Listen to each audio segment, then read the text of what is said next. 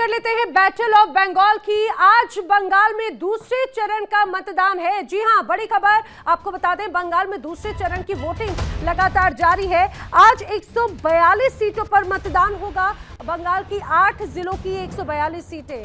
और इस बार का ये जो दूसरा फेज का चुनाव है वो कई मायनों में महत्वपूर्ण है। क्या वजह है आपको बताएंगे, लेकिन इस बीच ये बड़ी बात जान लीजिए, बंगाल चुनाव में एनआईए की भी तैनाती की गई है। एनआईए की तैनाती पहली बार है। एनआईए की तैनाती करना यानी कि कई इस तरह के सिक्योरिटी इंटेल्स के बाद में बेसिकली इस तरह की मौजूदगी रहती है। एनआईए की तैनाती बम के इस्तेमाल को रोकने के लिए की जाती है। और बंगाल में दरअसल इसी तरह से केंद्रीय बलों की भी कई टुकड़ियां तैनात की गई हैं। 2343 कंपनियां हैं। बताया जा रहा है कोलकाता में सबसे ज्यादा 274 कंपनियां तैनात हैं। सुबह से ही पोलिंग बूथ पर लोगों के पहुंचने का सिलसिला देखने को मिल रहा है। और ये तस्वीरें आप देख रहे हैं पश्चिम बंगाल के अलग अलग जगहों की 142 सीटों पर जहां पर मतदान हो रहा है। जमकर उत्साह नजर आता है। इस बार जो गवर्नमेंट आएगी तो वो क्या सनातनी को सेव कर पाएंगे, क्या लगता है? एक्चुअली पूरे भारत में जो स्थिति है हिंदुओं की, स्पेशली हिंदू बैकफुट में है पूरे भारत में। कोई ऐसा स्थान या कोई ऐसा राज्य बताइए जहां पर। तो पश्चिम बंगाल में भी हिंदू वोटर्स जो हैं उनका ये मुद्दा बहुत अहम रहेगा। क्या ये देखने वाली बात है। हालांकि आपको ये भी बताते चले, बंगाल में दूसरे चरण का ये जो मतदान है कई मायनों में महत्वपूर्ण है। कई दिग्गजों की साख दांव पर है। जैसे एक तरफ ममता बनर्जी, शुभेंदु अधिकारी, तो दूसरी तरफ कई और ऐसी सीटें हैं जहां पर टीएमसी के लिए करो या मरो वाली परिस्थिति है। और इन सारी चीजों के बीच में जिस तरह से हमेशा से बड़ी हिंसा की तस्वीरें नजर आती हैं पश्चिम बंगाल में, इस वजह से इस बार एनआईए की भी तैनाती है।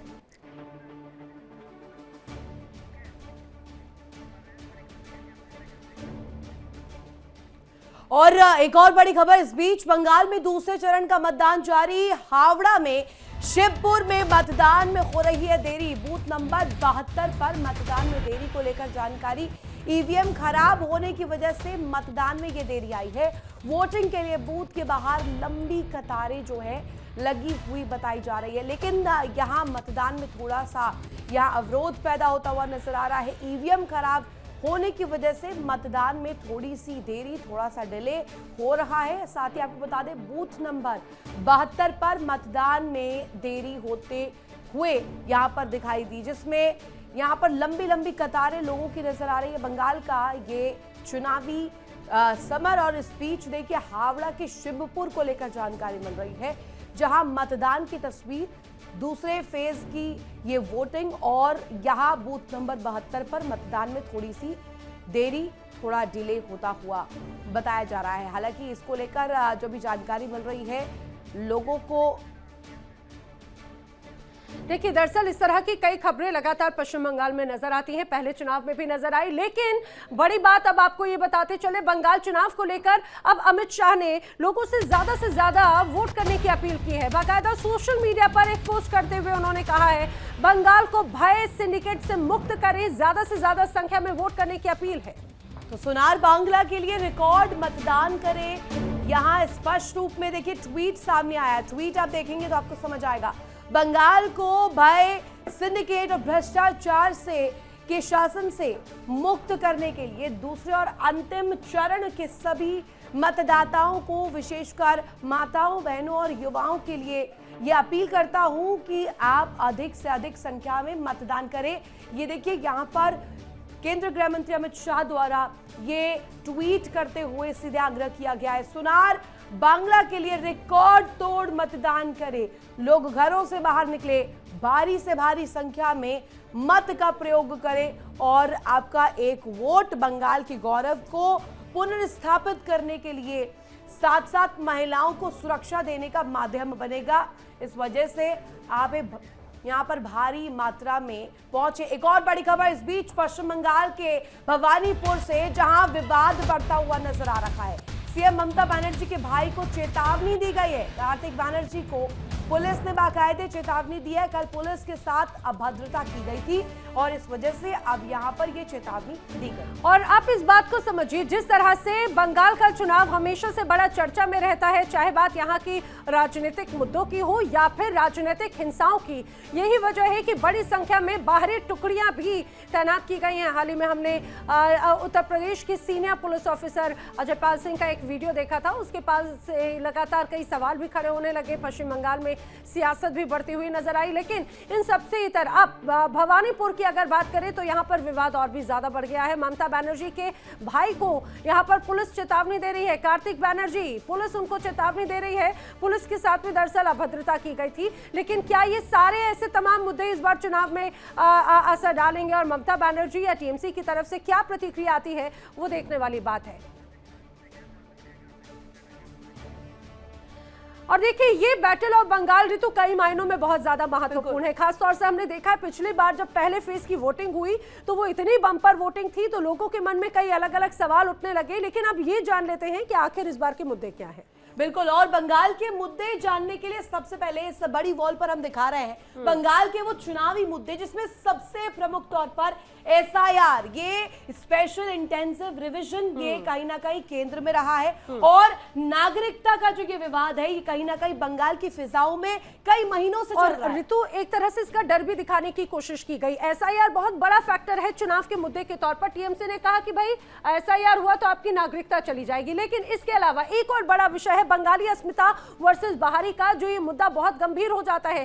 कई बार ऐसे आरोप लगते रखे हैं और यही वजह है कि इस बार अस्मिता बचाने का भी एक बहुत अहम विषय है। ये वाला विषय तो बहुत गूंजा भी था नैना, आपने सुना भी होगा। इसको लेकर कई प्रकरण सामने आए, कई वीडियोस वायरल हुए कि वहां पर इस तरीके की भ्रामक खबरें फैलाई जा रही है कि बाहरी लोग आकर वहां पर राज्य के भीतर अपना राज्य स्थापित करने की कोशिश कर रहे हैं। और ये दरअसल एक लड़ाई बंगाली अस्मिता और बाहरी की बनाम की बहुत बड़ा एक रीजन ऋतु ये भी कि जो बॉर्डर एरियाज हैं, चाहे बात झारखंड से कनेक्टेड हो, उड़ीसा से कनेक्टेड हो, उसका एक बहुत बड़ा रोल हो जाता है। इसके अलावा वही चूंकि बॉर्डर एरिया, यही वजह है कि पश्चिम बंगाल में घुसपैठ और राष्ट्रीय सुरक्षा हमेशा से एक बहुत बड़ा विषय रहा है। बिल्कुल, और घुसपैठ को लेकर के, चाहे वो बांग्लादेश को लेकर के हो या रोहिंग्याओं को लेकर के हो, ये तस्वीर अपने आप में बहुत अहम हो जाती है। राष्ट्रीय सुरक्षा, यहाँ पर नेशनल सिक्योरिटी का मुद्दा हर तरफ गूंजता रहा है। खास तौर पर बंगाल का चुनाव हो और इस मुद्दे पर बात ना हो, ये तो कहीं ना कहीं अछूती बात रह जाती है। घुसपैठ और राष्ट्रीय सुरक्षा ये हमेशा से ही बंगाल के कोर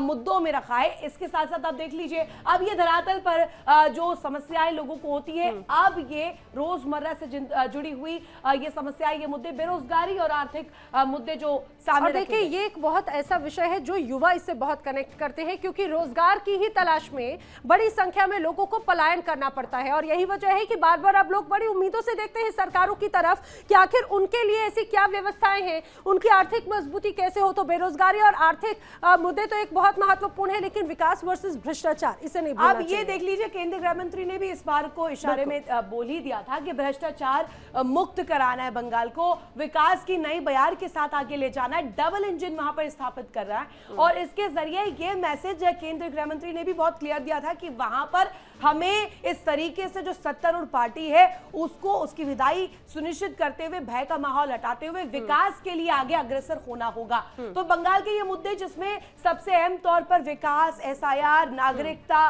राष्ट्रीय सुरक्षा। अब इस बीच एक और तस्वीर, एक और जानकारी अपने दर्शकों से साझा कर देते कि बैटल ऑफ बंगाल, ये जो सियासी बैटल ग्राउंड तैयार हुआ है, इसमें क्या कुछ अहम कण है। सबसे पहले दूसरे चरण में 142 सीट पर वोटिंग, पहले ही फेज में नैना हमने देखा था बम्पर वोटिंग हुई है और यही उम्मीद दूसरे फेज से भी लगाई। देखिए, जो 142 सीटें हैं, 8 जिलों की 142 सीटें हैं और कई उम्मीदवार इस दौरान चुनावी मैदान में हैं जो अपनी किस्मत आजमा रखे हैं, जिसमें खुद ममता बनर्जी भी शामिल हैं। इसी वजह से, हालांकि पिछली बार नंदीग्राम से चुनावी मैदान में थी तो वो चुनाव हार चुकी थी। अब देखिए, 1448 उम्मीदवार अपनी किस्मत आजमा रखे हैं, सबके अलग अलग विषय हैं।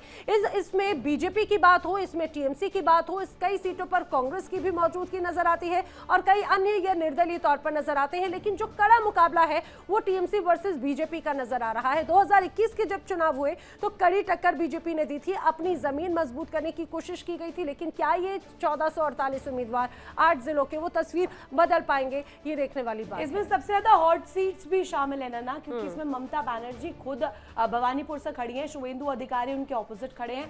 पुरुष मतदाताओं की बात करें तो 1.65 करोड़ यानी कि लगभग 1.5 करोड़ के आसपास अप्रॉक्स ये नंबर हो जाता है। मेल जो वोटर्स है उनका, साथ ही साथ फीमेल वोटर्स को लेकर जानकारी भी रखेंगे कि महिला मतदाता जिनको लेकर के ये मुद्दा गूंजा था और ऋतु, लेकिन इस बार ये जो महिला वोटर्स है ना, लगभग 1.5 करोड़ की जो ये महिला वोटर्स हैं, ये बड़ी निर्णायक भूमिका में है, क्योंकि हमने देखा कि इस बार का जो चुनाव है 2026 का, जो वोट प्रतिशत है उसमें महिला वोटर्स की संख्या काफी ज्यादा रही और यही वजह है कि इस बार भी उम्मीद बहुत ज्यादा जताई जा रही है। और वो तो खुद जब ममता बनर्जी चुनावी मैदान में है, इस बार जिस जगह पर बड़ी भूमिका है। देखिए थर्ड जेंडर को लेकर के भी जानकारी मिल रही है। 400 की जो नंबर्स है उसमें इस वक्त जो कहा जाए 400 जो थर्ड जेंडर के लोग हैं वो भी वोट करने वाले हैं। 142 सीट में उनका भी मत यहां पर सामने आएगा।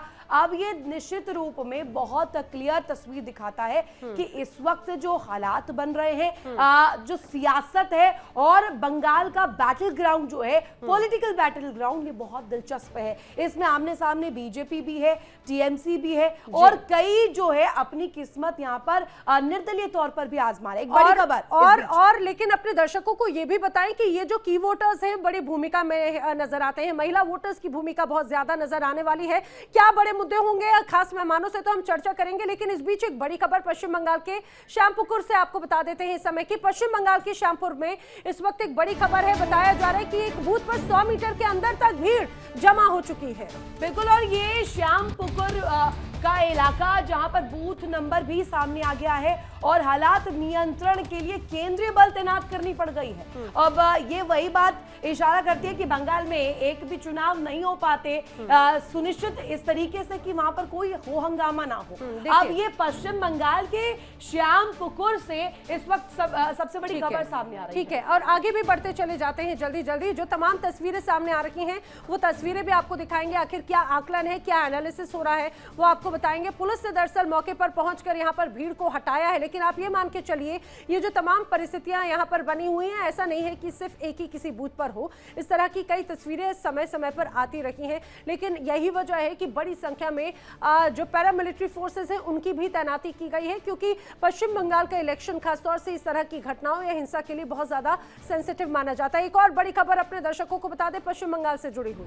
बिल्कुल बड़ी खबर यहां पर सामने आ रही है, जहां देखिए इस वक्त बैटल ऑफ बंगाल में लगातार एक के बाद एक बड़ी जानकारी है कि बंगाल के बारुई पूर्वा से बड़ी खबर है ये, और बूथ नंबर 46 पर मतदान प्रभावित हो रहा है। लीजिए, अभी तो 100 नंबर बूथ को लेकर जानकारी मिली थी, 46 नंबर को लेकर जहां ईवीएम खराब होने की वजह से मतदान में थोड़ा सा अवरोध बन रहा है, थोड़ी देरी हो रही है। नैना, बंगाल के बारुईपुर से ये जानकारी मिल रही है। बारुईपुर पूर्वा का ये पूरा इलाका है, तो यहाँ पर अब ये कहा जाए कि लगभग सवा घंटे का वक्त हो चुका है जब यहाँ पर मतदान की शुरुआत हुई है, और इस दौरान यहाँ पर जिस रूप में कई जगहों पर चुनाव प्रभावित होते हुए नजर आते हैं, मतदान प्रभावित होता हुआ नजर आता है। जल्दी से गेस्ट कौन कौन है वो भी हम अपने दर्शकों को बता देंगे। गेस्ट हमारे साथ में कनेक्ट हो रहे हैं, हमारे साथ में अलग अलग खास मेहमान कनेक्ट हो रहे हैं, बीजेपी से लेकर टीएमसी से के साथ ही हमारे सहयोगी भी कनेक्टेड हैं।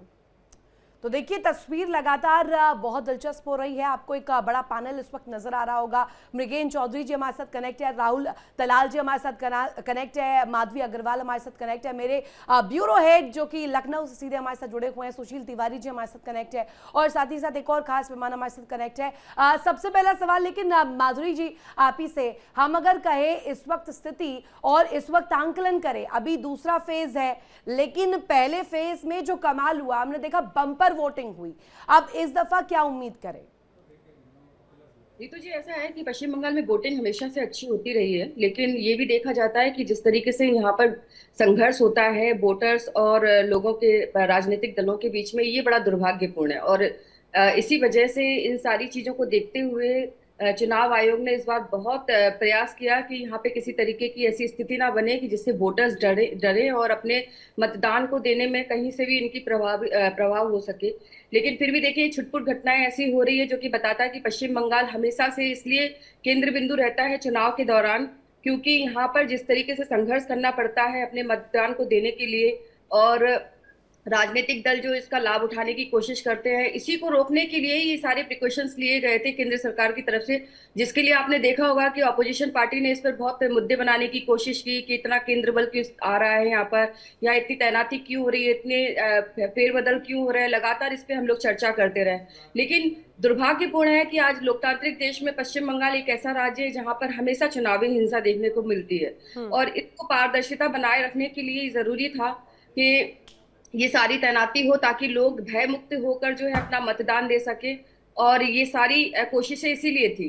फिर भी ऐसी घटनाएं जो सामने आती है, जैसे कि भी मैं आपके चैनल पे देख रही हूँ कि लगातार कहीं ना कहीं कुछ ऐसे क्लैशेस हो रहे हैं, तो मुझे लगता है कि शांतिपूर्वक होगा और लोग अवेयर हैं और लोग निश्चिंत भी हैं कि चुनाव आयोग ने बढ़िया तरीके से उन लोगों के लिए एक अच्छी सुविधा रखी है यहाँ पर। ठीक है। लेकिन मैं जल्दी से एक बार सुशील जी का रुख कर लेती हूँ। Sushil ji, as a political analyst मुझे जरा जल्दी से समझाइएगा, ये पूरा चुनाव कई मायनों में महत्वपूर्ण है, खासतौर से अस्मिता बचाने के जिस मुद्दे की हम बात कर रहे थे, अस्मिता तो पार्टियों की भी बचना या ये कहा जाए दांव पर लगी हुई है। दूसरी बात, इस बात को भी जरा समझाइए, जो हिंसा की तमाम तस्वीरें अभी हम देख रहे हैं, क्या पहले में और अभी में बड़ा बदलाव यहाँ पर नजर आ रहा है क्या?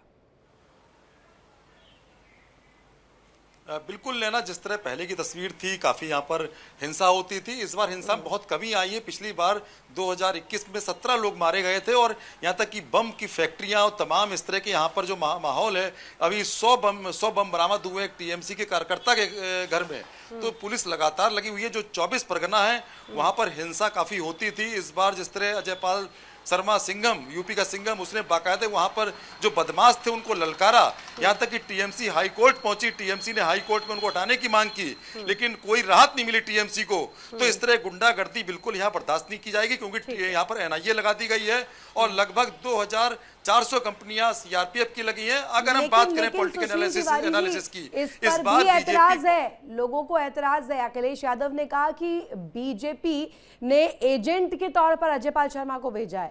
अब विश्वजीत घोष जी का रुख कर लेते हैं। विश्वजीत जी, आप लगातार चुनावी समर को देख रहे हैं, आंकलन भी कर रहे हैं, क्या उम्मीदें कर रहे हैं इस दफा? देखिए, जैसे चुनाव हो रहा है पश्चिम बंगाल में, जैसे निर्वाचन कमीशन बीजेपी के चलते काम कर रहा है, जितना बकरबंद गाड़ियां दोनों ने भेजा, वो मणिपुर में भेजना चाहिए था, कश्मीर में भेजना चाहिए था, बंगाल में भेजा, जितना प्रोसेस बंगाल में भेजा, एनआईए, सीबीआई, ईडी सब बंगाल में आ गया। लेकिन बंगाल का आदमी वोट दे रहा है, जितना वैलिड वोटर नाम काटा है। डरा किससे घोष साहब, डरा किससे, ये जरा बताइएगा। देखिए, क्योंकि हालांकि अभी आचार संहिता का वक्त है, थोड़ा संयमित भाषा, संयमित शब्दों का इस्तेमाल हम करें, क्योंकि बहुत कई चीजें मायने रखती हैं। लेकिन डरा किससे है? आपके जो तमाम कई ऐसे लोग हैं, इवन हमने देखा कि खुद ममता बनर्जी के परिवार के सदस्यों की तरफ से कई ऐसी तस्वीरें सामने आई जो धमकाते हुए नजर आए। डरा किससे है? वहां पर मौजूद पुलिसकर्मियों की टीम से, या फिर टीएमसी के लोगों से, या बीजेपी के लोगों से? देखिए, हम लोग देखे हरियाणा में, दिल्ली में, महाराष्ट्र में बीजेपी ने वोट चोरी करके जीता है। बिहार में कैसे जीता लोग सब देखे। बीजेपी जाता है निर्वाचन कमीशन के चलते, सेंट्रल कोर्ट के चलते पश्चिम बंगाल जीते। ये रटा रटाया सा क्यों लगता है विश्वजीत जी? ठीक है, लेकिन विश्वजीत जी, आपके मुद्दे खासतौर से इसी रूप में जरूर नजर आते हैं। मृगेंद्र जी, बार बार एसआईआर का डर, नागरिकता जाने का डर, डर ऐसा लग रहा है सिर्फ डर की ही सियासत नजर आती है। मैं सवाल का जवाब लूं, लेकिन फिलहाल आप शुभेंदु अधिकारी को देखिए। शुभेंदु अधिकारी आज दांव पर है उनकी किस्मत भी, ये कहा जाए, और यही वजह है कि पहले दर्शन करने के लिए पहुंचे हैं, बजरंग बली का आशीर्वाद लेने के लिए पहुंचे हैं, और उनके भी मन में एक तरह से यही ख्वाहिश होगी कि इस जैसे पिछली बार नंदीग्राम में ममता बनर्जी को कड़ी चुनौती दी थी, इस बार भवानीपुर में भी वही परिणाम आए, और शायद उम्मीद भी इसी तरह से होगी, क्योंकि दावा तो ये किया जा रहा है कि इस बार सरकार बनाएंगे। खैर, लेकिन जनता के मन में क्या है ये तो स्पष्ट 4 तारीख को पता चलेगा। ये स्पष्ट तस्वीर है। भवानीपुर वो किला इस वक्त साबित हो रहा है जहां कहा जाए सियासत और साख दोनों ही दांव पर अभी लगी हुई है। पिछली दफा आपने देखा था जब चुनाव में शुभेंदु अधिकारी ने ममता बनर्जी को कड़ी टक्कर दी थी। इस दफा आमने सामने है, और क्योंकि उन्हीं के बेहद करीबी रहे हैं शुभेंदु अधिकारी, अब 2 चुनावों से वो बीजेपी के पक्ष से बैटिंग कर रहे हैं। अब कैसी तस्वीर होगी, और क्योंकि अब खुद सामने ममता बनर्जी के खड़े हैं, ये कितना दिलचस्प हो जाता है मृगेंद्र चौधरी जी? ऐसा है कि भाई लेकिन क्या कह रहे हैं वो भी सुनाएंगे, वो भी सुनाते चलते हैं। मृगेंद्र जी, माफी के साथ रोक रही हूँ, तस्वीरें दिखाते चलिए, क्या कह रहे हैं शुभेंदु अधिकारी।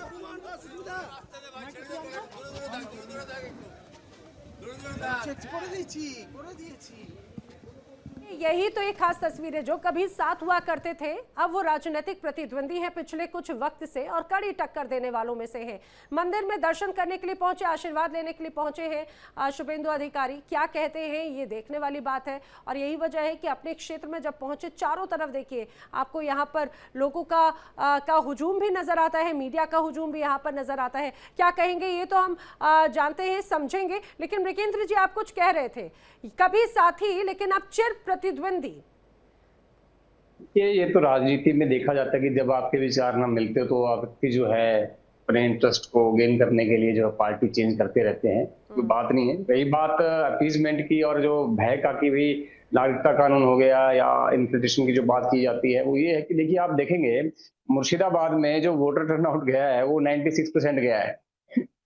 जहां पर सबसे ज्यादा वोट कटा है उस जिले के अंदर सभी कॉन्स्टिट्यूएंसी के अंदर जो है 96% के आसपास जो है वोटर टर्नआउट पर गया है। तो ममता बनर्जी का जो एजेंडा है, ममता बनर्जी जो है वो 3 तरीके से काम करती है। एक तो मुस्लिम अपीजमेंट वो करती है, दूसरा गुंडागर्दी, ठीक है, और तीसरा जो है जो मतलब गुमराह करना, मुद्दों से भटकाना, ठीक है, जिसमें वो बोलती कि भाई हमारा जो है नॉन बंगाली आगे हैं, ठीक है, और बाहर के व्यक्ति हैं। तो देखा जाए और हाँ जी, तो तीसरी जो बात है SC/ST वोट भी इसको काफी जाती थी टीएमसी को। अब बीजेपी ने इस पे बहुत सोच समझ कर जो रणनीति बनाई थी, वो जो है UGC बिल लेके आए थे, उन्होंने SC जो पॉपुलेशन को फोकस किया, और जो है इन्फ्लेशन को जो है टैकल उन्होंने किया है, जाली वोट उन्होंने टैकल किया, और गुंडागर्दी को हटाने के लिए उन्होंने जो है स्पेशल जो है फोर्सेस इस बार लगाई है भारत सरकार ने, इलेक्शन कमीशन ने, ताकि लोग जो है वो वोट खुले मन से कर सके। और बार बार चाहे प्राइम मिनिस्टर जो है वो लोगों के बीच में जाके जो है झालमुड़ी खा रहे हैं, उसका मतलब उसका संदेश ये कि मैं आप लोगों के बीच में हूँ, सरकार आपके साथ है, आप ठीक है। देखिए इस बार यही तो पूरी ताकत तो झोंक दी गई है, और यही वजह है कि ये चुनाव बड़ा हाई वोल्टेज हो चुका है। राहुल जी आप जरा बताइएगा, मृगेंद्र जी की इस बात से कितना सहमत है? वो कह रहे हैं कि भाई इस चुनाव में एक राज्य के विधानसभा चुनाव में एक बड़ी टॉप लीडरशिप अगर पूरी ताकत झोंक देती है तो कहा जा सकता है कि कितना इंपॉर्टेंट ये होगा। आप इसका जवाब दें, लेकिन इस बीच एक बड़ी खबर है, वो भी अपने दर्शकों को बता दें।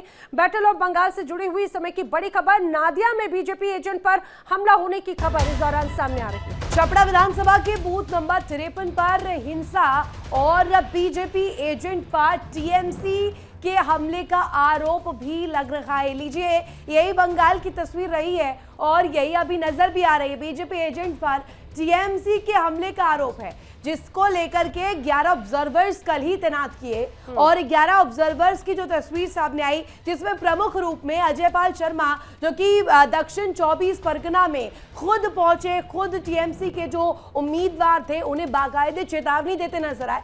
अब ये तस्वीर जो है बूथ संख्या 53 पर बनती हुई नजर आ रही है, बीजेपी एजेंट पर टीएमसी के हमले का। और मुझे लगता है कि ये तो एक तरह से परिपाटी चलती आई है, खासतौर से पश्चिम बंगाल के चुनावों में।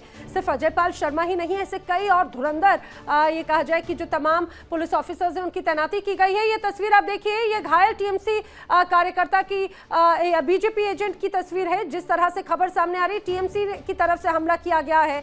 एक बार फिर से हिंसा का गढ़ बनता हुआ नजर आ रहा है पश्चिम बंगाल का ये चुनाव। दरअसल ये तस्वीर बहुत महत्वपूर्ण है। देखिए, एक्सक्लूसिव तस्वीर, यहाँ पर बड़ी तैनाती की बात कही गई जगह जगह, लेकिन किस रूप में एक बार फिर से यहाँ पर हमले की तस्वीर है। पश्चिम बंगाल का नादिया जिला, जहां पर बीजेपी एजेंट पर हमला होने की खबर सामने आ रही। चपड़ा विधानसभा का ये दरअसल आपको पूरा वाकया हम बता रखे हैं। बताया जा रहा है कि टीएमसी और बीजेपी कार्यकर्ताओं के बीच में गुत्थम गुत्थी हो गई थी और वो ऐसी गुत्थम गुत्थी हुई कि लगातार विवाद बढ़ता चला गया, हिंसा पर उतारू हो गए।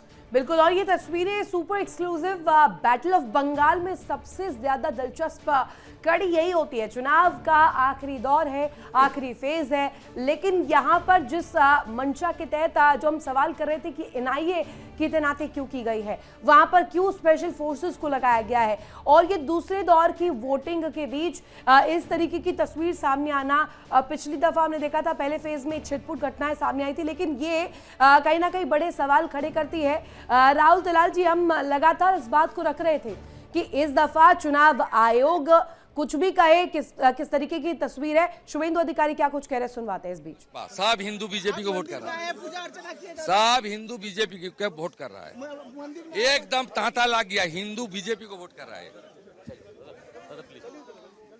तो हिंदू वोटर्स को साधने की कोशिश है शुभेंदु अधिकारी की, उनके बयान से स्पष्ट हो जाता है, बीजेपी के बयानों से स्पष्ट हो जाता है। दरअसल यही एक बड़ा मुद्दा खासतौर से अगर देखा जाए तो यहाँ पर रहा है, टीएमसी का गढ़ है, लेकिन बीजेपी और non Bengali plus Hindu voters पर दाव एक तरह से चला जा रहा है। राहुल जी,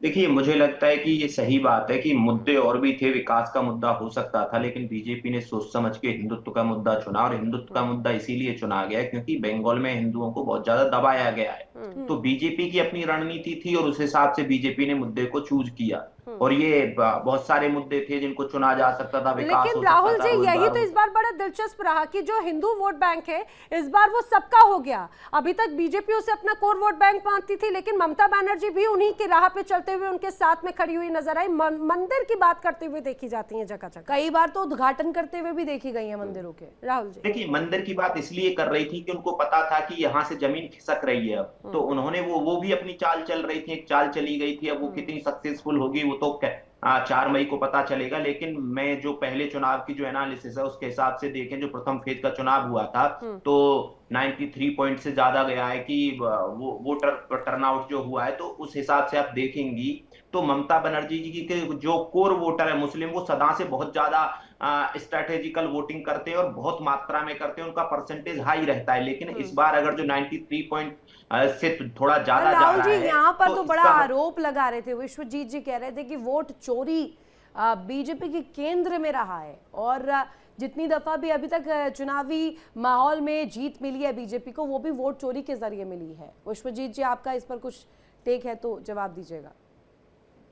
सीखी होगी, वो 2021 में भी सीख सकती थी, तो फिर बीजेपी क्यों हार गई बंगाल में? बीजेपी की तो बड़ी लालसा रही है बंगाल में कि वो लगातार वो चुनाव जीते, और वो जीत नहीं पा रहे। वो फिर 2024 के लोकसभा चुनाव में भी ज्यादा सीट लेके आ सकते थे। लेकिन तो राहुल जी, मैं तो विश्वजीत जी से जवाब लूं, लेकिन मृगेंद्र जी ने एक बड़ी दिलचस्प बात बोली। उन्होंने कहा कि भाई इस बार तो खासतौर से बीजेपी के जो सीनियर लीडर्स पहुंचे हैं वो लोगों को सुरक्षा का वादा दे रहे हैं, वो लोगों को रोजगार का वादा दे रहे हैं। पीएम मोदी आम जनता के बीच में पहुंचे, उसका एक तरह से बड़ा असर नजर आ रहा है, जो बड़ी बम्पर वोटिंग हुई है।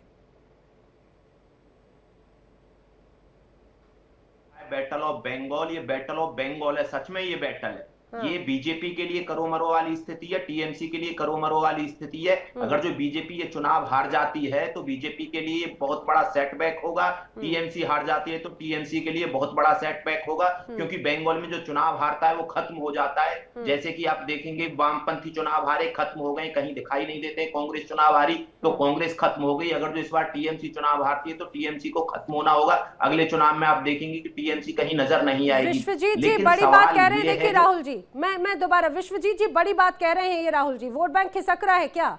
और अगर इस बार तो करो मरो वाली कंडीशन हो गई टीएमसी के लिए, ममता बनर्जी के लिए। पिछली बार नंदीग्राम भी नहीं बचा पाई थी, शुभेंदु अधिकारी ने इतनी कड़ी टक्कर दी थी। विश्वजीत घोष जी, देखिए, शुभेंदु अधिकारी पिछले 2021 में नंदीग्राम में लोड शेडिंग करके जीता था, निर्वाचन कमीशन उसको बचा रहा था, हाईकोर्ट में केस रहा था। भवानीपुर में शुभेंदु अधिकारी हारेगा, वहां पर 40,000 दलित वोटर का नाम काटा गया। जो वोटर कोई लहंगा नहीं था, कोई घुसपैठ नहीं था, लहंगा घुसपैठ का नाम निर्वाचन कमीशन अभी तक डिस्कोस नहीं कर पाया। भवानीपुर में बीजेपी विभाजन का राजनीति करने का काम कर रहा है। भवानीपुर में निर्वाचन कमीशन षड्यंत्र कर रहा है, लेकिन भवानीपुर का आम आदमी, आम वोटर, भवानीपुर एक मिनी इंडिया है। भवानीपुर में हर जाति का आदमी रहता है। मराठी बोलिए, पंजाबी बोलिए, केरलियन बोलिए, भारत का सब जाति रहता है एवं सब प्रीति के साथ रहता है। विश्वजीत जी ऐसा तो नहीं है, विश्वजीत जी ऐसा तो नहीं है। कई मीडिया रिपोर्ट्स हमने देखी, उसमें तो जो बेचारे जो रिपोर्टर्स कवर करने के लिए जा रहे हैं उनसे तो इस बात से बात करने से इनकार कर दिया क्योंकि उन्हें बंगाली बोलते नहीं आती, और यहाँ तक कह दिया कि भाई आप बाहरी हैं। और क्या या ये जिस तरह से इस वजह से उनको खासतौर से नाराजगी का सामना करना पड़ा है कई बार। माधुरी जी, जो विश्वजीत जी बोल रहे हैं कि भाई बीजेपी ने डराने का काम किया है, इस बार मुद्दे क्या हैं आपके लिए खासतौर से इस सेकेंड फेज में? देखिए, लोकतंत्र की बात करो तो इनको डराने की बात लगती है, और ये बाहरी का जो मुद्दा उठाते हैं तो इनकी कीर्ति आजाद, शत्रुघ्न सिन्हा और इतने सारे नेता हैं जो बाहर से आए हुए हैं, तो इनको ये बाहरी नहीं लगते हैं। लेकिन अगर बीजेपी एक राष्ट्रीय पार्टी है और वो अपना काम कर रही है तो इनको लोग बाहरी लगते हैं। ममता बनर्जी कहती हैं कि वो बाद में दिल्ली कूच करेंगी और वहां जाकर जो है अपनी बात उठाएंगी, तो उनको अगर वहां पर लोग बाहरी कहें तो कैसा रहेगा? मतलब पश्चिम बंगाल को इन्होंने क्या समझ लिया है कि वो एक राज्य है या दूसरा देश? चल रहा है, ऐसी पहलगाम में आके आदमी को मार के चल जाते हैं। यही आदत है, यही आदत है। भारत वर्ष का अर्थव्यवस्था का बोलिए कितना 70 साल में कितना गिर गया, पिछले 45 साल में केंद्र सरकार क्या काम कर रहा है? मैंने तो आपके बीच में इंटरप्ट नहीं किया, आप बोल रहे हैं, चिल्लाने से क्या होता है? क्यों হবে না? अरे राजनीति ছেড়ে उन्होंने কথা বলুন। আরে ভাই দাদা, আপনি কেন চিৎকার করছেন? আপনি আপনার কথা বললেন, আমি কিছু বললাম না, এখন কেন মাঝখানে চলে আসছেন আপনি? अरे भाई, आप पहले बंगाल को बचा लीजिए, बंगाल को बचा लीजिए, बंगाल को बचा लीजिए। बाहरी और अपने देश के लोगों की जो परिभाषा आप लोगों ने बनाई है ये ठीक नहीं है। आप जो ये बाहरी वर्सेस बंगाली का जो एक तरह से लड़ाई का एक यहाँ पर चिंगारी छोड़ जरूर रहे, लेकिन ये काम कितना आएगा ये तो आने वाली तारीख ही बताएगी। और ऋतु, बड़ा दिलचस्प हो जाता है कि जब बांग्लादेशियों की बात होती है तो वो अपने नजर आते हैं, लेकिन जब जिनसे सीमाएं क्षेत्र कनेक्टेड हैं, झारखंड, बिहार, उड़ीसा के, तो वो उनको बाहरी नजर आने लग जाते हैं। ये कितना बड़ा सिलेक्टिव अप्रोच हो जाता है। ऋतु प्लीज आप कंटिन्यू। बिल्कुल। और माधुरी जी, सवाल आपसे मेरा ये, शुभेंदु अधिकारी अब बैटिंग आपकी तरफ से कर रहे हैं भवानीपुर में, सीधे सीधे ममता बनर्जी को वो कड़ी टक्कर दे रहे हैं इस वक्त। तो यही हम अगर मैं कम से कम निकालूं बात तो निकल कर सामने आती है, लेकिन जैसा कि विश्वजीत जी कह रहे हैं, वो कह रहे हैं कि शुभेंदु अधिकारी तो खुद ही भ्रष्टाचार से लिप्त हैं, वो खुद ही इस तरीके की तस्वीर दिखा चुके हैं, पहले ममता बनर्जी के करीब ही रह चुके हैं। तो क्या मुख्यमंत्री के रूप में आप उन्हें भी तरजीह देंगे अगर आते हैं सत्ता में? तो जो जेल होकर आए हैं और जेल में भी है, पार्थो चटर्जी है, फिराद हकीम है, अनुव्रत मंडल है, तो इनके बारे में भी जरा बात कर लें। लेकिन इनको सिर्फ दूसरी जगह झांकना है, ये नहीं देखना है कि बंगाल में किस तरीके से शांतिपूर्वक लोग अपना मतदान दे सके, यहाँ पे जो लोकतंत्र कायम हो सके, उस पे जो भी काम करेगा वो भारी हो जाएगा। तो अब सीधी सी बात है कि भाई आपके मंत्री जेल जाते हैं, आपके मंत्रियों के घर से इतना पैसा निकलता है, उनकी गर्लफ्रेंड के यहाँ से पैसा निकलता है, भ्रष्टाचार में लिप्त हैं, लोग सड़कों पे उतरकर विरोध करते हैं, उस पर आपको कुछ नहीं कहना है। लेकिन आप कूद पड़ेंगे बीच में जब दूसरा आदमी बोलेगा। पहले आप बंगाल के बारे में सोच लीजिए, बाद में दूसरी जगह मुर्शिदाबाद तक तो ममता बनर्जी जा नहीं पाती हैं, लेकिन आप सीधे कूद के मणिपुर पहुंच जाते हैं। ठीक है विश्वजीत जी जवाब दीजिएगा जी। केलेंकरी मध्य प्रदेश में शिवराज सिंह चौहान का राज में वेपन केलेंकरी हुआ है, 2 साल के बाद सीबीआई आया है, 40 आदमी को मार गया। विश्वजीत जी, मैं मध्य प्रदेश से हूँ, सुनिए फैक्ट पे बात कीजिएगा, ऐसे ये सिर्फ हल्के फुल्के आरोपों की तरफ पे मत जाइएगा सुनी सुनाई बातों पे। मैं मध्य प्रदेश से हूँ, मैं अब चाहूंगी आप ऐसी बातों की बात करें जो कम से कम फैक्चुअल बेसिस हो। लेकिन इन सबसे इतर मैं अपने दर्शकों को ये भी बताती चलूं कि एक तरफ जिस तरह से शुभेंदु अधिकारी अभी तक आपको नजर आए हैं, बाकायदा मंदिर गए, लेकिन ऋतु बड़ा दिलचस्प है, चुनाव को शुरू हुए, दूसरे फेज की वोटिंग शुरू हुए, लगभग 1.5 घंटे हो गए, ममता बनर्जी की अभी तक एक भी तस्वीर झलक भी सामने नहीं आई, एक भी तस्वीर फिलहाल सामने नहीं आई।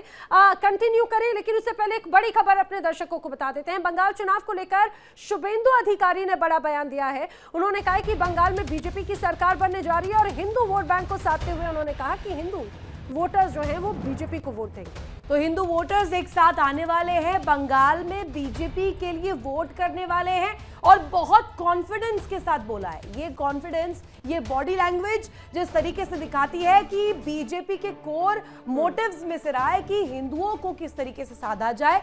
वहां पर जो वोट का एक पैरामीटर है, अगर समीकरणों को साधने का कहा जाए तो सीधे सीधे हिंदू वोट, और इसके साथ साथ जो घुसपैठ को लेकर के तस्वीर बन रही थी उससे छिटककर जो मुसलमान है वो भी समर्थन कर रहे हैं। तो कुल मिलाकर देखें तो शुभेंदु अधिकारी का ये बयान बहुत ज्यादा दिलचस्प हो जाता है।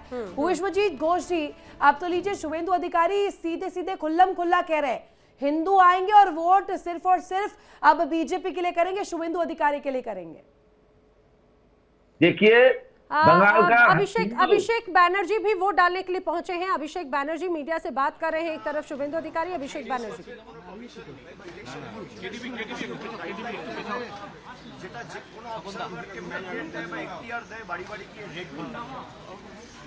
অবজারভাররা নির্বাচন কমিশনের চোখ এবং কান হিসেবে কাজ করবে এবং রিপোর্ট দেবে এসপিকে, রিপোর্ট দেবে নির্বাচন কমিশন, তারপর নির্বাচন কমিশন সিদ্ধান্ত নেবে কিভাবে কি করা উচিত। তারা বিভিন্নভাবে গিয়ে যে ধমকানো চমকানো, বিশেষ করে তৃণমূলের যাদের বিরুদ্ধে কোনো কেস নেই,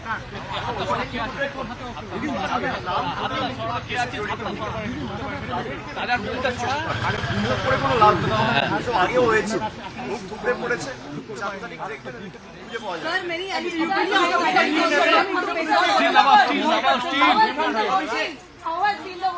अभिषेक बैनर्जी दरअसल अभी बंगाली में बोल रहे हैं, लेकिन भवानीपुर में वोट डालने के लिए पहुंचे नेशनल जनरल सेक्रेटरी हैं खासतौर से टीएमसी के, और इस पूरे चुनाव में टीएमसी के मुख्य रणनीतिकार के तौर पर माने जाते हैं और कहा जाए कि कैंपेन ड्राइवर के तौर पर यहां पर बड़े स्तर पर उनकी तस्वीर नजर आई है। लेकिन सबके अपने अपने जीत के दावे, वो हिंदी में क्या कहेंगे वो आपको बताएंगे। लेकिन सुशील तिवारी जी, मुझे एक बात जल्दी से इस बात को समझाइएगा, अभी भी कई वोटर्स की तरफ से शिकायत रही कि उनके वोट डालने के अधिकार जो है उनका नाम दरअसल हट चुका है, अभी भी कई पेंडिंग में है, और दावा ये किया जा रहा है कि करीब 27 लाख से ज्यादा वोटर्स फिलहाल अभी वेटिंग में हैं। आखिर उनका क्या होगा क्या नहीं होगा ये तो इतर है। क्या यही वजह है कि बम्पर वोटिंग अभी तक पिछले पहले चरण में देखने को मिली?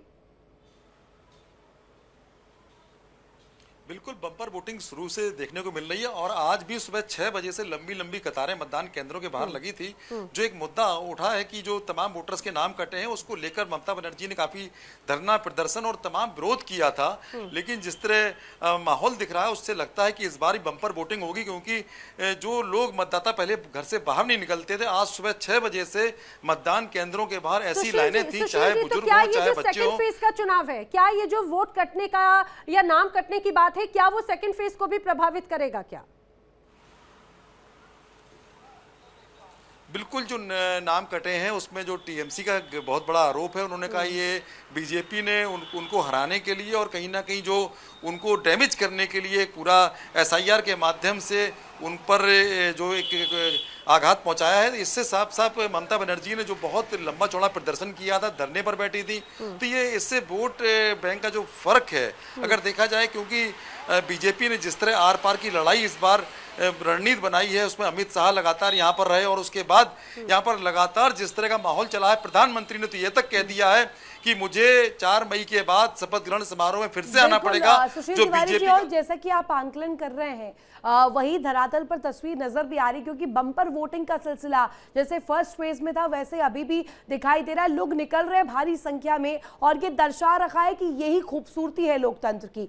राहुल पासवान हमारे साथ कनेक्ट है, जो कि इस वक्त आसनसोल से हमारे साथ जुड़े हुए हैं, उनके पास सीधे चलते हैं। राहुल, अभी तस्वीर क्या नजर आ रही है? जो वोटर्स पहुंच रहे हैं, कौन कौन से वो मुद्दे हैं, उनसे बातचीत कीजिए। मैं चाहूंगी कि आखिर वो कौन कौन से मुद्दे हैं जिसके तहत वो वहां पर अपना वोट कास्ट करने पहुंचे?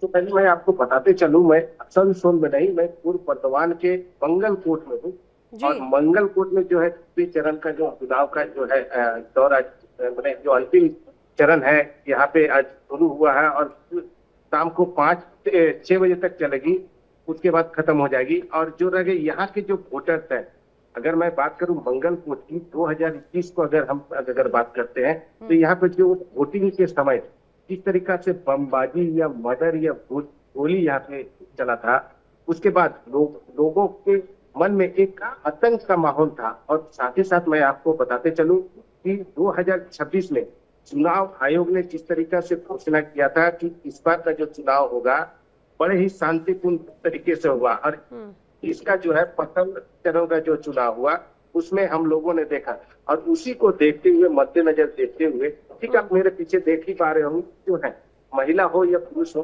सुबह 5 बजे राहुल, से यही ये वजह लाइन है में कि लगे हमने हैं। देखा कि लोगों में जमकर उत्साह नजर आया। भले ही वोटिंग का वक्त 7 बजे का था, लेकिन लोग 5:30 बजे से वोटिंग कतार में लगे हुए नजर आए। ये उत्साह क्या दर्शाता है राहुल? देखिए, आपको मैंने पहले ही बता चुका है कि जिस तरीके से चुनाव आयोग ने जिस तरीके से जो है अपने कंट्रोल में पूरे बंगाल को रखा है, और चुनाव का प्रक्रिया जब से शुरू हुआ है और पूरे कंट्रोल में जो रखा है, यहाँ पे किसी भी हिंसा घटना को नहीं होने दिया जा रहा, जिसके कारण लोग अब बढ़ चढ़ के, चाहे वो महिला हो या पुरुष हो, लोग बढ़ चढ़ के आ रहे हैं और अपना जो है मतदान कर रहे हैं।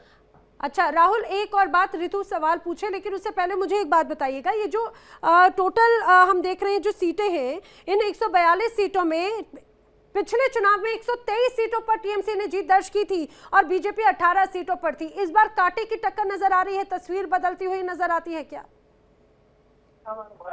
देखिए, मैं आपको बताते चलूं कि जो है पिछले जो चुनाव में अगर बोला जाए 23 अप्रैल को जो चुनाव हुआ था, इसमें लोगों ने बढ़ चढ़ के भाग लिया और 92% जो है लोगों ने वोट दिया था, और इस बार भी जो है वोट की संख्या जो है बढ़ेगी, और इससे क्या होगा, तृणमूल को लाभ होगा या बीजेपी को, ये कहना बड़ा ही मुश्किल है। यस, एंड यही राहुल जैसा कि बता रहे हैं ना, इसी को लेकर के कई दफा जो है ममता बनर्जी भी रुख रख चुकी हैं कि आखिर एसआईआर की इतनी ज्यादा हड़बड़ी क्यों है। वो लगातार टाइमिंग पर सवाल उठा रही थी। अब यही वजह है, माधुरी जी से सवाल बनता भी है। पिछली दफा माधुरी जी 123, जैसा कि मेरे सहयोगी नैना ने बताया, 123 सीटों पर टीएमसी काबिज रही, टीएमसी ने जीत हासिल की, आप 18 पर सिमट गए। इस बार क्या उम्मीद है, क्या ये बदलने वाला है, ये वाइस वर्सा हो जाएगा या कुछ बड़ा तस्वीर निकलकर सामने आएगा? रितु जी, नैना जी, पहले तो मैं बताऊं, मेरा नाम माधवी है और नाम माधुरी आ रहा है, माधवी नाम है मेरा, तो दोनों में डिफरेंट।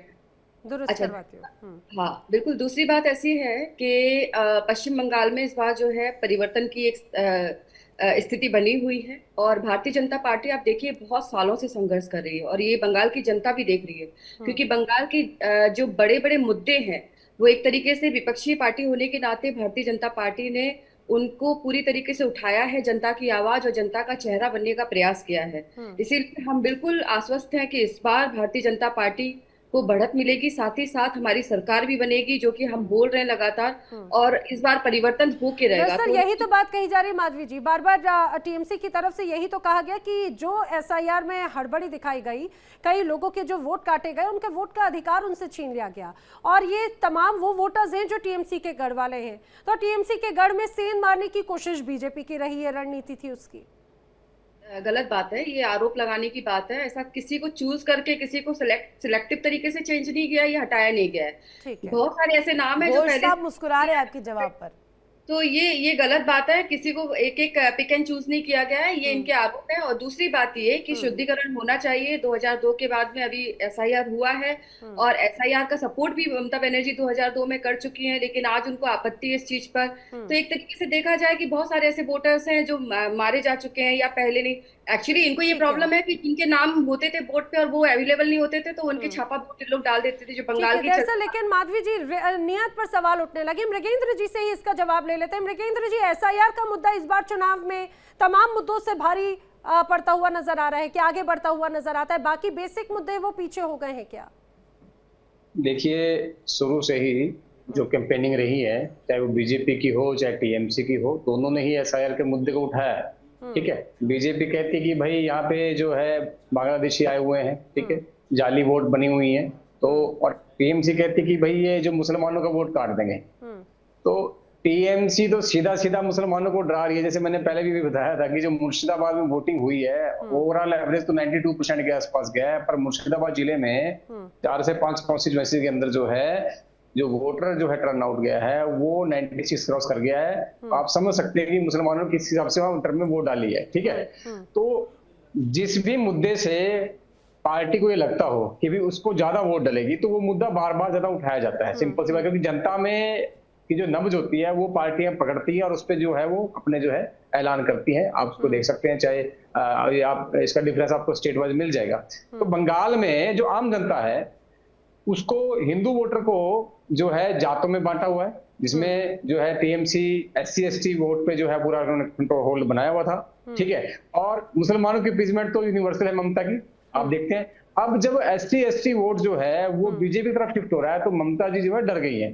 तभी हुमायूं कबीर को बाहर निकाला, एक ड्रामा किया, मंदिरों के उद्घाटन का ड्रामा किया, अब नारे भी लगा रही है। अब तो भोले सोनिहाल का भी, वाहेगुरु जी का खालसा भी जो है नारा लगा देती है। देखिए यही तो बात है ना अमरीकन जी, चुनाव जो ना कराए वो सो कम, जनता का वोट पाना है तो उनके राग में राग अलापते हुए नजर आना है। क्यों राहुल जी, अगर ये यही एक बड़ी वजह है, वो आपसे इसका जवाब नहीं। लेकिन ऋतु, अभी हम जिस बात का जिक्र कर रहे थे, ममता बनर्जी लगभग 2 घंटे होने को आए, नजर नहीं आई। और देखिए खबर आ गई, ममता बनर्जी पहली बार चुनाव वाले दिन निकली हैं बाहर। बिल्कुल, ममता केंद्रों का निरीक्षण कर रही है और वोटर की तरह सभी जगह जाऊंगी इस पक्ष में वो कहते हुए नजर आई है। बीजेपी के लोग मनमानी कर रहे हैं, मैं पूरा दिन निरीक्षण करूंगी। कल रात हमारे नेताओं को घर से निकलने नहीं दिया गया। अब ये इशारा जो ममता बनर्जी कर रही है, ये सीधे तौर पर बड़ा प्रहार भी कर रही है।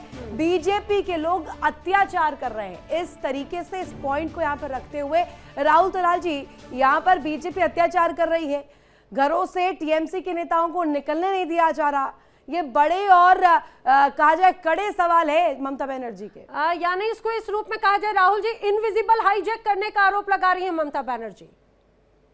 देखिए, हाईजैक तो तब किया जब 2021 का चुनाव हाईजैक था, तब बीजेपी के मतदाताओं को बाहर नहीं निकलने दिए गए, टोलाबाजी चल रही थी, गुंडई चल रही थी। और वहां वो जो टोला के गुंडे थे वो बोल के निकल गए कि अगर जो बीजेपी को मतदान करना है तो बाहर नहीं निकलना है। तो ये था, ये लोकतंत्र का हरण था। जब लोग बगैर डरे मतदान करते हैं, और इलेक्शन कमीशन का प्रथम उत्तरदायित्व क्या है कि ज्यादा लोग मतदान करें और बिना डरे, बिना प्रभाव में आए किसी के में मतदान करें।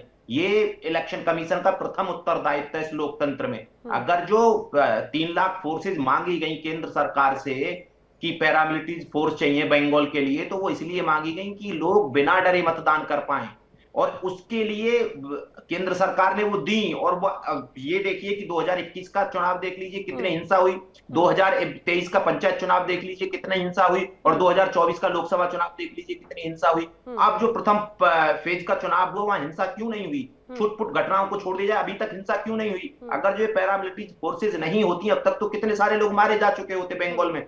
रक्त रंजित इतिहास है बंगाल का चुनाव का।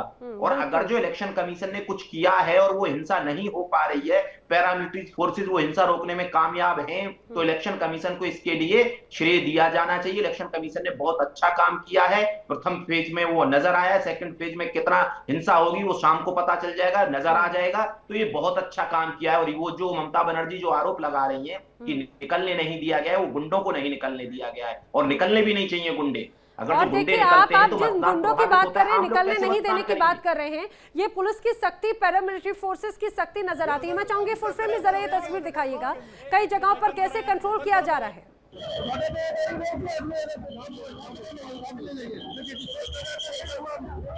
तो यहाँ पर कई बार झड़प और आमने सामने भी हो गए हैं। पैरामिलिट्री फोर्सेस कई लोगों को चिन्हित करके कंट्रोल कर रही है।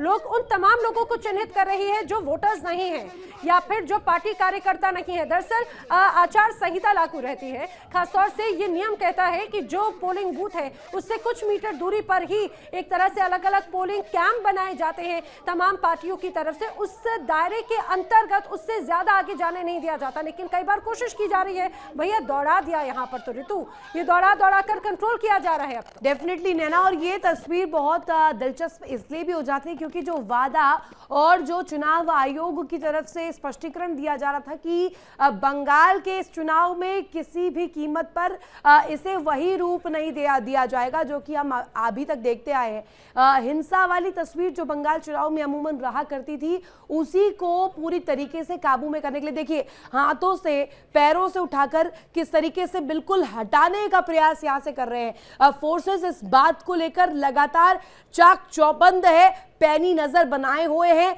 कि यहां पर किसी भी तरीके से किसी कीमत पर हालात जो है तनावपूर्ण ना होने पाए, और एक भी कोशिश जो इस तरीके की नजर आ रही है उस पर पूरी तरीके से प्रहार करते हुए इस वक्त पैरामिलिट्री के फोर्सेस जो लगे हुए वो लगातार नजर आ रहे हैं। एक्सक्लूसिव ये तस्वीर है बंगाल का रण, और इस रण में सबसे इंपॉर्टेंट यहां पर उन का जिक्र होता है, जैसे देखिए अब इसमें गाड़ी में भरकर बाकायदे यहां से हटाया जा रहा है, और स्पष्ट तौर पर अगर देखा जाए लोकतंत्र का ये महापर्व है, महापर्व में किसी भी तरीके की जो तस्वीर है वो बिगड़े ना।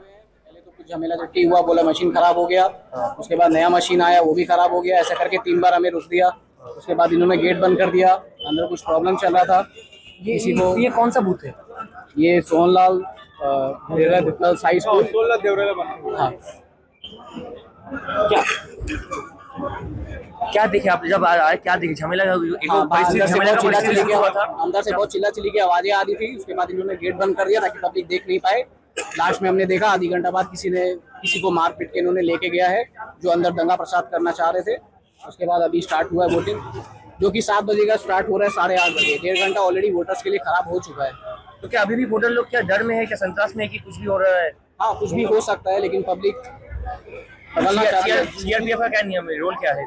सीआरपीएफ का फुल सपोर्ट है, शासन पूरा टाइट है। ऐसा कोई नहीं है कि कोई डर का बात हो, ये हमारे साथ खड़े हैं और भारी तादाद में खड़े हैं कि इसमें कोई डरने की कोई बात नहीं है। उनका फुल सपोर्ट है। अच्छा, अंदर जो था गेट बंद करके क्या कर रहा था, मतलब गेट क्यों? ये हमें बिल्कुल नहीं पता है, कोई पब्लिक नहीं बोल सकती अंदर क्या हुआ। उन्होंने गेट बंद कर दिया था तो हमने कुछ देखा नहीं। क्या लग रहा है अंदर, मतलब क्या आपको लग रहा है, क्या लग रहा है? मशीन खराब का बात किया गया। मेरा नाम मयूर जैन। तो देखिए कई बूथों पे जहां पर बताया जा रहा है कि ईवीएम मशीन खराब है, अभी तक वोटिंग कई जगहों पर शुरू नहीं हो पाई है, कई जगहों पे घटनाओं की तस्वीर भी नजर आती है। लेकिन सुशील जी, ऐसी तस्वीरें अक्सर हम देखते हैं जो पोलिंग बूथ पे मशीन खराब होना, ये इस तरह की घटनाएं आखिर क्या मैसेज देती है? किन परिस्थितियों में ऐसा होता है? कुछ गड़बड़ है, तनाव है, या फिर कुछ और झोला है? देखिए ऐसा है नैना, ये जो गड़बड़ियाँ होती हैं आम गड़बड़ियाँ हैं, इसके लिए बाकायदे तैयारियां रहती हैं। जो दूसरी ईवीएम मशीन उसको ठीक करने वाले हैं वो सब रहते हैं, तमाम टेक्नीशियंस रहते हैं, तो थोड़ी देर जरूर इसका फ़र्क पड़ता है। लेकिन ये पूरे भारतवर्ष की बात करें तो हर स्टेट में जब भी चुनाव होता है तो इस तरह की गड़बड़ियाँ आती हैं। इसमें कोई ऐसी मंशा नहीं कि गड़बड़ी की जा रही है। इसमें जो ईवीएम मशीन खराब हुई है उसको तुरंत ठीक कर लिया जाता है, तमाम वहाँ पर स्टाफ रहता है। तो चुनाव आयोग पूरी अपनी भूमिका में नजर आ रहा है। और ये ईवीएम मशीन का जो मैटर है ये 1-2 मतदान केंद्रों में जरूर देखने को मिल जाता है, लेकिन अगर पूरा ओवरऑल बात करें तो 99% ऐसी गड़बड़ियां नहीं मिलती हैं।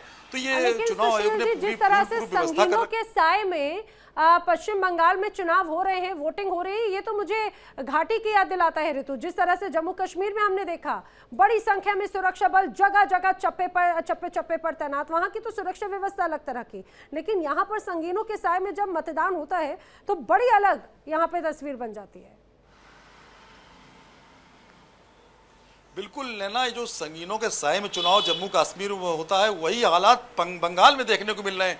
लेकिन उसका फायदा मिला है, उसका फायदा ये मिला है कि यहाँ पर जो हिंसा होती थी, लोग मरते थे, आर पार की लड़ाई होती थी, तमाम गोलीबारी होती थी, वो बंद हो गई है। जो तमाम जो गुंडे हैं वो कहीं ना कहीं अंडरग्राउंड हो गए हैं, बम बना के रखे थे, तमाम असलहे मंगा के रखे थे, लेकिन वो सामने नहीं आ पा रहे हैं। तो ऐसे में जो लगातार जो सीआरपीएफ है और एनआईए आज मौजूद है, उसे तमाम ऐसी इनपुट्स उसको मिले थे कि यहाँ पर बड़ी हिंसा आज, क्योंकि आर पार की लड़ाई है टीएमसी के लिए। टीएमसी किसी भी हालत में बंगाल में विजय हासिल करना चाहती है, क्योंकि इस बार जिस तरह भारतीय जनता पार्टी ने मोर्चा खोल दिया है, मोदी जी और तमाम जो बड़े बड़े नेता, चाहे रक्षा मंत्री राजनाथ सिंह की बात करें, जानकारियां दे रहे हैं और स्पष्ट रूप में वो तस्वीर हम देख ही रहे हैं।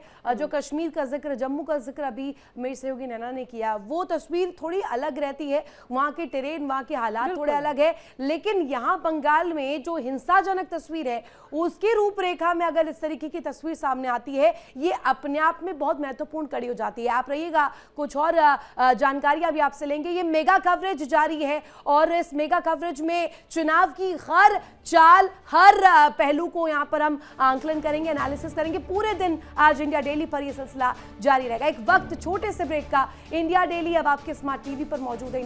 देखिए इंडिया डेली 24/7 अब आपके स्मार्ट टीवी पर। इंडिया डेली मौजूद है सभी डिजिटल प्लेटफॉर्म पर लाइव और लगातार। इंडिया डेली 24/7 हर दिन राष्ट्र को समर्पित।